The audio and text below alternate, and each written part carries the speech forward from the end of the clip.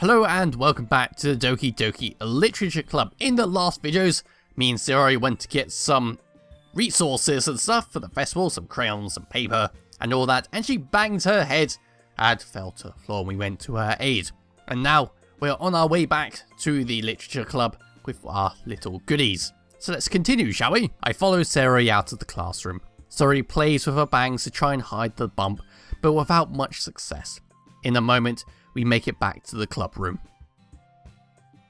Ah, you're back. Good timing. I was just about ready to start with sharing our poems. Sayori, your forehead. She's fine, don't worry about it. I was playing with the crayons and smacked my forehead into the shelf. Well, anyway, were you able to find everything we needed? I have it right here.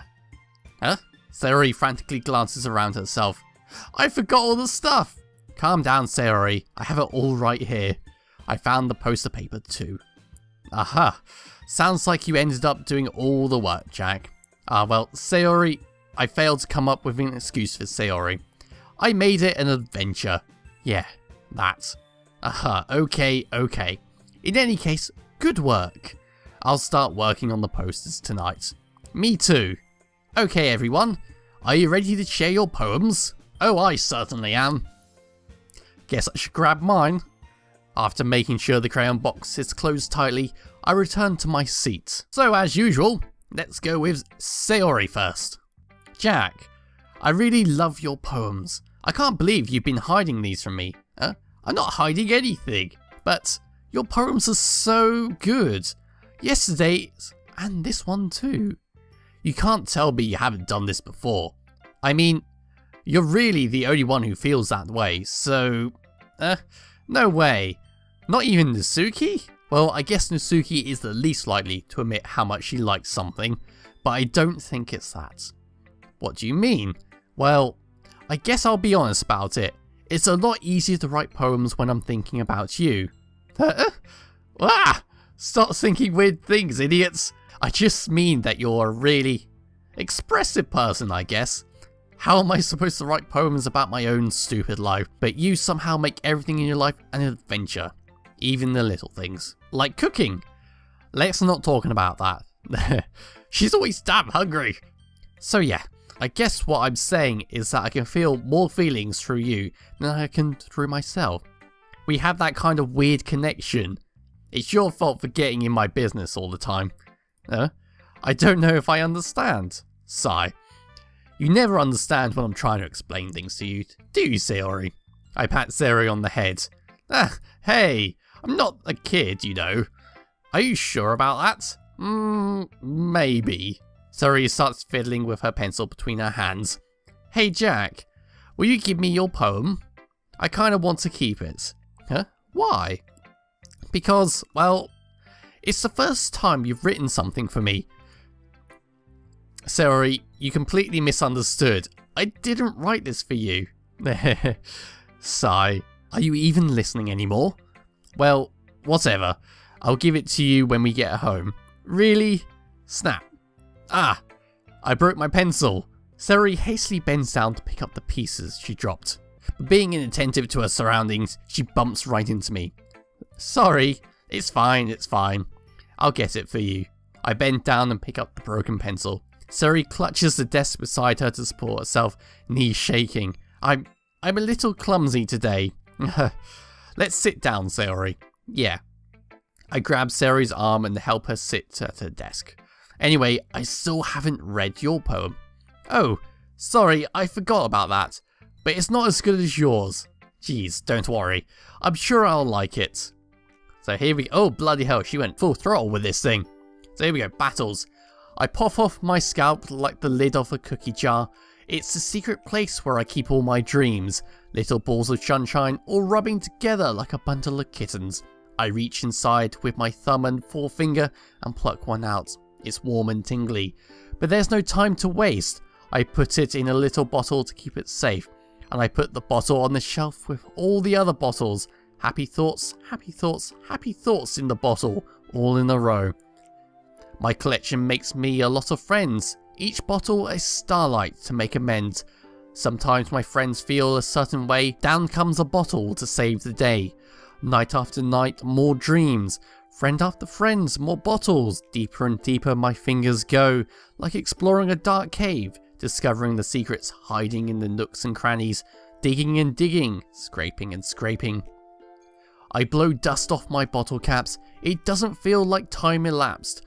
My empty shelves could use some more. My friends look through my locked front door. Finally all done, I open up and in come my friends. In they come in such a hurry. Do they want my bottles that much? I frantically pull them from the shelf, one after the other, holding them out to each and every friend. Each and every bottle. But every time I let one go, it shatters against the tile between my feet. Happy thoughts, happy thoughts, happy thoughts in shards all over the floor. They were supposed to be for my friends who aren't smiling. They're all shouting, pleading, something. But all I hear is echo, echo, echo, echo, echo inside my head. Now that has a very deep meaning to it. It means she is, in fact, worrying about her friends who were arguing last time. Holy crap! Sayori, did you really write this? Of course I did! Didn't I tell you yesterday I was gonna write the best poem ever? Yeah, but I mean, I didn't expect something like this coming from you. Monica taught me a whole lot, and I've been really in touch with my feelings recently. I see that. It's almost kind of creepy. Creepy? Well, not exactly. Maybe because I'm so used to you being cheerful. Well, never mind. I'm thinking too hard about it. The point is, it came out good, so you should be proud of it. Aw, thanks. I feel like I was meant to express myself in this way. It even helps me understand my own feelings a little better. Writing is like magic. You've gotten pretty passionate about this, huh? I hope you keep it up. Yeah, writing is the best. I'm going to keep writing until I die. Don't get ahead of yourself. Sayori's always had a habit of getting obsessed with something before dropping it in no more than a week later. I wonder if this is one of those times, but seeing the passion in the eyes makes it hard for me to be pessimistic. So who do we go with next? Let's go with, should we go with Natsuki? Well, it's not terrible, but it's pretty disappointing after your last one. Then again, if this one was as good as your last one, I would be completely pissed. Well, I guess I wanted to try something a little different this time.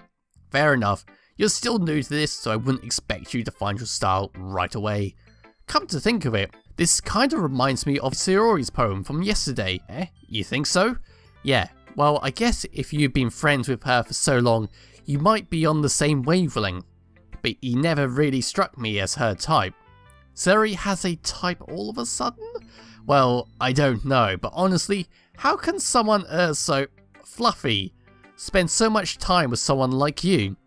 It's like she's dragging around dead weight.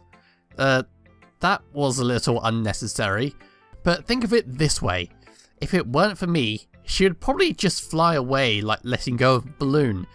You could say we each take care of each other in our own ways. Whatever it is, I don't get it. Oh yeah, I guess I'm supposed to show you my poem. Here. Oh, she's a bit pissed with me, I think. Amy likes spiders. You know what I heard about Amy? Amy likes spiders. Icky, wriggly, hairy, ugly spiders. That's why I'm not friends with her. Amy has a cute singing voice. I hear her singing my favourite love song. Every time she sang the chorus, my heart would pound to the rhythm of the words. But she likes spiders. That's why I'm not friends with her. One time I hurt my legs really bad. Amy helped me up and took me to the nurse. I tried not to let her touch me. She likes spiders, so her hands are probably gross. That's why I'm not friends with her. Amy has a lot of friends. I always see her talking to people. She probably talks about spiders. What if her friends start to like spiders too? That's why I'm not friends with her.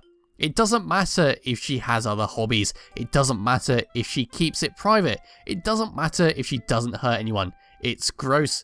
She's gross. The world is better off without spider lovers. And I'm gonna tell everyone. Well, I mean, it's a poem. But she really doesn't like spiders, it turns out. Not bad, right? It's quite a bit longer than yesterday's. Yesterday's was way too short. I was just warming up. I hope you didn't think that was the best I could do. No, of course not. Anyway, the message is pretty straightforward in this poem. I doubt I have to explain it. Sometimes you can explain complicated issues with much simpler analogies, and it helps people realize how stupid they're being. Like, anyone would agree that the subject of the poem is an ignorant jerk. Do you know people like that? Of course, it's about how everyone thinks That doesn't matter. It can be about anything. I wrote it to be easy to relate to. Everyone has some kind of weird hobby or guilty pleasure, something that you're afraid if people find out they'll make fun of you or think less of you. But that just makes people stupid. Who cares what someone else likes, as long as they're not hurting anyone and it makes them happy? I think people really need to learn to respect others for liking weird things. Well, you're definitely right. At least I can relate to that, and I'm sure a lot of other people can too. It's what I do best after all. I don't like writing unless there's a good message to take away from it. Like conveying emotions is important, but I want to make people think, not just feel. Remember that. I'm gonna write a good one for tomorrow too, so look forward to it.